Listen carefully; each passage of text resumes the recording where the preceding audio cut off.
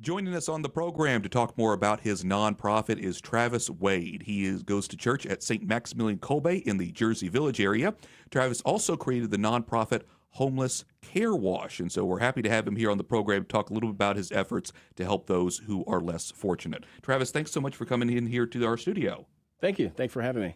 So before I get into your nonprofit and the work to help the homeless that you do, let's start first with just your church. You go to St. Maximilian Kolbe. I know we frequently have Deacon Denny here on the program, Right. who goes to church there as well. How long have you been going to church there at St. Maximilian Kolbe, and what do you like about it? Oh, St. Maximilian Kolbe is I grew up in Humble, St. Mary's Catholic Church. Mm-hmm. So I grew up there. My wife brought me to St. Max in '08. When I met her in '08, started going to church, and we've been going there ever since. Never looked back. It's we've been to other churches. I love other churches, but St. Max seems to fit us the best. Super close knit, smaller church, and we love it. Very good. Excellent. So I want to talk to you about this nonprofit, Homeless Care Wash. But first, I think we should provide a little bit of background about how this kind of came into being. Mm-hmm. One of your former jobs was as a police officer. You Right. had worked for the Houston Police Department. Tell me a little bit about how long you had worked for HPD. And my understanding is that you really came in contact with homeless people who specifically were in downtown Houston. Right. So I was there for 9 years, almost 9 years, 2008 to 2016. The last 3 years I worked in special ops, which is downtown. Mm-hmm. It's just a cool sounding name for I work downtown. Right. Basically. Special ops. It does sound kind of cool. Yeah. No, But- it's not. It's just regular. It's just because regular. you work downtown. You just work downtown. Okay. Yeah. So I had I did bike patrol downtown, specifically on Main Street. I spent a lot of time there. Mhm. And there was just so many severely mentally ill homeless that would just pace back and forth. We got a lot of calls and related to those folks. And they weren't the problem. It was the folks that they were around calling us because they smelled and they were just wandering around because they're severely mentally ill, talking to themselves, and they would kind of just scare other people. But they're really not.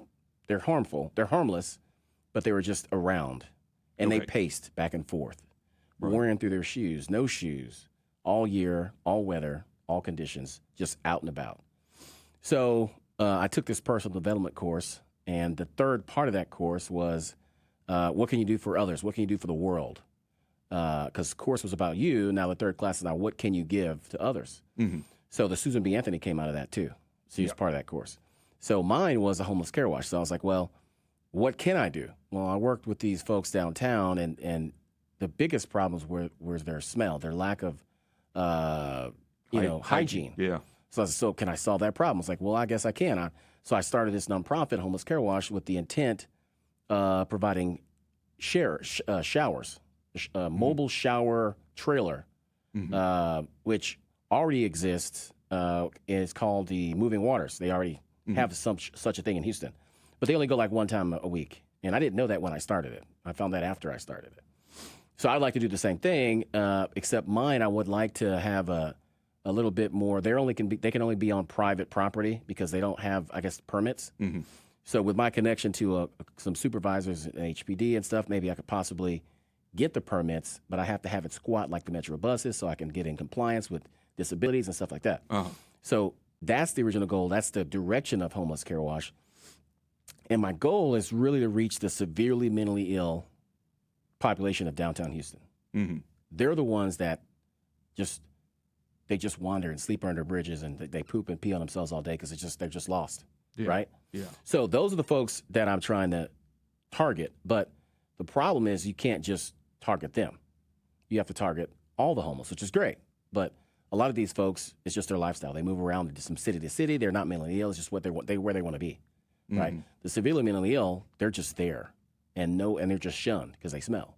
So I was like, I want to solve that problem and bring it to them, and establish a place for them to take showers because they have food. All the glorious, all these churches feed everyone, so they have food. They're not starving, but they don't have showers. They don't have clothing. They don't have any of that a lot of the times. So I was trying to solve that niche problem with Homeless Care Wash. So that's the goal of it. Yeah. And tell me about who kind of you talk to in terms of kind of consultation about this? Because again, that seems like a really big issue. Certainly, the homeless problem in Houston is such a big issue, and particularly in downtown, because like you said, they're so visible. Yeah. They're there. They're walking around. How do you begin to kind of get advice about how to go about doing something like this? Well, the Lord always opened doors, right? So for me, and for my whole life, it's worked that way. So I take it step by step. I try not to worry about stuff I'm not to yet. Mm-hmm. So the first goal is to have it exist. So now it exists. Mm-hmm. The next goal is to get the funds to acquire the trailer the way I think it needs to be set up, to where it squats and be in compliance. Right. And I talked to a couple of tenants up there, and they said, well, get it. And then once you get it, then you call us and see if we can set you up with the chief and see if we can make some sort of HPD, homeless care wash connection and try to get you the permits that you need. Mm-hmm. So I have to have it exist first, and it doesn't exist. So we had funds. So instead of sitting on the funds, I started putting to work, most of this year. We've done some food, we've done socks, we've done some other stuff with prison ministry, and now we're out of funds. So we need to continue to acquire the funds to do more of this work. It's kind of what we're looking for. Sure. And so the intention, therefore, once you get a mobile facility to do that, the difference between this and maybe some other mobile facilities is the fact that once you get the permits, you can go right to them, right? Because there's so many rules and regulations in downtown Houston. I can only imagine that you really have to go through that. Like I said, your connections with HPD and figure out, okay, how do you literally come to them? Because they're not going to be coming to you. Right. So moving waters can set up on private property like churches. Right. Mm-hmm. And I think they set up once a month or once a week at St. Joseph downtown, if you didn't know. That's right. I didn't know that till recently. So I want to set up a lot of the homeless camp at like Congress under 59. Mm-hmm. And that's where the Fishes and Loaves is located as well. So I would like to set up there once or twice a week. And with the severely mentally ill, you need to set up for a while so they kind of get in the rhythm of coming there, because they're just not going to, I need to set up there and be consistent. So they kind of get the idea, oh, I can go there for showers, because you can't really talk to them. They're just kind of like, Right. So I need to kind of make it a thing to where they kind of, because they go there with the food because it's consistent. Right. So I need to set up there and bring it to them to where they kind of know where they can go and kind of showers are here, and then we can establish so many other things like Deacon Denny said. If the beginning is the showers, but then we can do some ministry as well. Once they start coming, we start ministering, giving out rosaries, doing other things. Clothing starts after that. And we can build a whole thing around the original shower, just to get a shower. Well, when you step out of the shower, hey, here's a rosary. Here's some food. We can kind of set up a whole system around that once it's established. Yeah. So that's kind of we just got to get it going. Yeah, makes sense. It's an enormous challenge, so I know you'll need a lot of partnerships and friends with a lot of people. So luckily, at least you're starting with that connection with HPD and trying to get in touch with different people. In your experience as a former police officer, when you've had encounters with the homeless population in downtown Houston, when you see them either get a shower or them get food, what kind of transformation do you think is possible among these folks who may be mentally ill? And what kind of a life do you see them leading once they're able to kind of get their foothold with shower, with food, with a rosary, this kind of thing? With the severely mentally, I have a cousin with schizophrenia. He's severely mentally ill. There's not a whole lot you can do when you're not there mentally, but you can put a path into their life to where they don't think about it. They know Thursdays they go here for showers, and then they wander. Well, I go Tuesday for food. So if I can establish that, stop pattern. sign, that pattern in their lives to where they go there for showers on Tuesdays and Fridays, and now I've connected them with what they need, and that's pretty much all you can do. They're on the street because there's no one that's going to take care of them. You can't really, they're mentally ill, so I can't speak to them and have it make sense. I don't know. Right. So we're just trying to set up something to where they could get the stuff, clothing and the showers they need, and at least add that portion of humanity to their life, right? That's not there, and they just continue doing. They're surviving, right? They're eating, just they need the shower thing so they don't stink, so they don't smell. They'll be more maybe accepted into the stores now, and not just people just not running from them because they smell. Yeah. At least that will be solved. So I'm just trying to solve that little piece of their lives. Very good. you know. Absolutely. If you're just now joining us here on the radio, this is AM 1430. This is Wyatt Goolsby talking with Travis Wade about his efforts with Homeless Care Wash. It's a nonprofit organization that he founded, doing his best to help the downtown homeless population in Houston. Travis, I want to ask you about the spiritual Catholic aspect of this and your own faith. How do you see the work that you're doing tying in to your own personal faith in God? I'm not. I do read the Bible. I'm not like an expert on religion, but I know that the Lord says, "If you do for the least of us, you do for me." Right. So, severely mentally ill is pretty least. So, So I'm trying. I know I'm doing the Lord's work by doing that. So, and that's the goal, right? To do as much you can to do for the less. So you're doing for them, you do for the Lord. So I mean that's pretty much wraps it up. That's just trying to do the best I can for homeless and prison. We do prison ministry as well, and I have some other ideas about. Recently, I kind of thought about doing sanctuary repairs. Mm-hmm. I have a construction company as well. Oh yeah. So you have so many, like St. Joseph is in disrepair. Mm-hmm. It's just a lot of maintenance that needs to be done, and there's just nobody's doing it, right? So that's another nonprofit I may start and try to do stuff for sanctuaries that need repair. Because, that's the Lord's house, right? Right. Fix up the Lord's house would be great. Yeah, the need is definitely there here in Houston. I think it does exist. I just don't know how big it is. Right, yeah. So it's about getting in there, learning more, trying to figure out, and how best to use people's talents and abilities. I mean, hopefully if some of these homeless folks can kind of turn their lives around, they can really be of value to our city. Yeah, for sure. For sure. Let me ask you about, again, any personal stories that you might want to say about either your time in downtown Houston when you've encountered some of these folks, homeless people, that's kind of had an impact in you on your life that makes you kind of think about these folks that are less fortunate. Well, my interaction with them was not like in detail. Mm-hmm. It was on calls, so we're going from call to call, and we would interact. We have CIT training, which is basically a fancy, spelling or for just mentally ill training. Mm-hmm.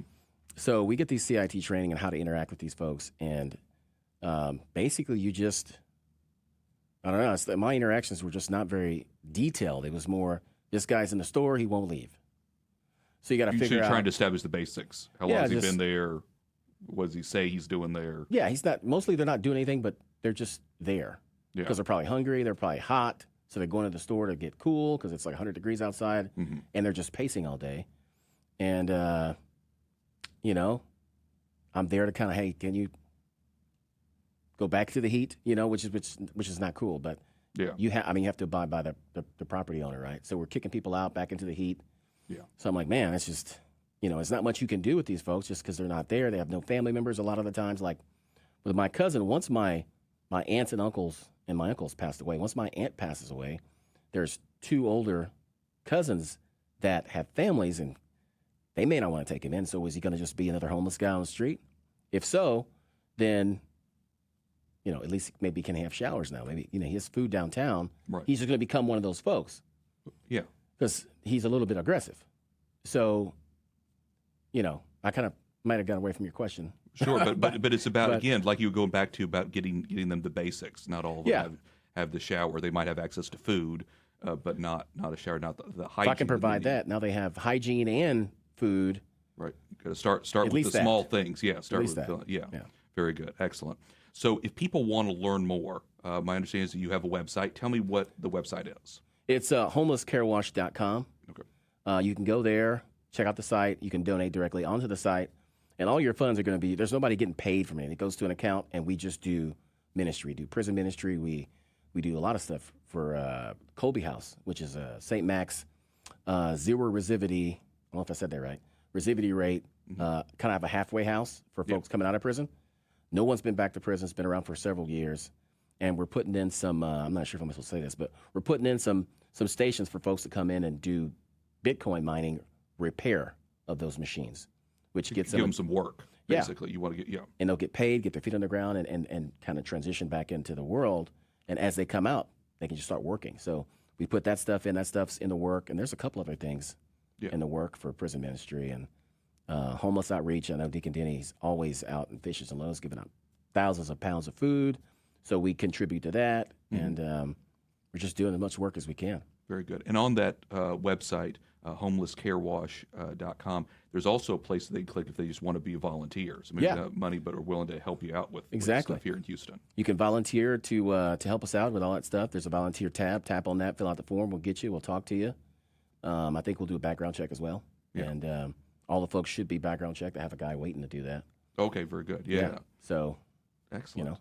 Well, all of this is also functions as a good reminder to continue to pray for those who are mentally ill, whether they have schizophrenia or any other. Maybe they've got involved with drugs in their lives, and so that's led to an impairment of their mental capacity. So it's a good reminder for all of us to continue to pray for the homeless, whether they be in downtown Houston or all over our community and in our country. So we appreciate all the efforts that you're doing. Travis will continue to pray for your work as well. Again, give you the website one more time.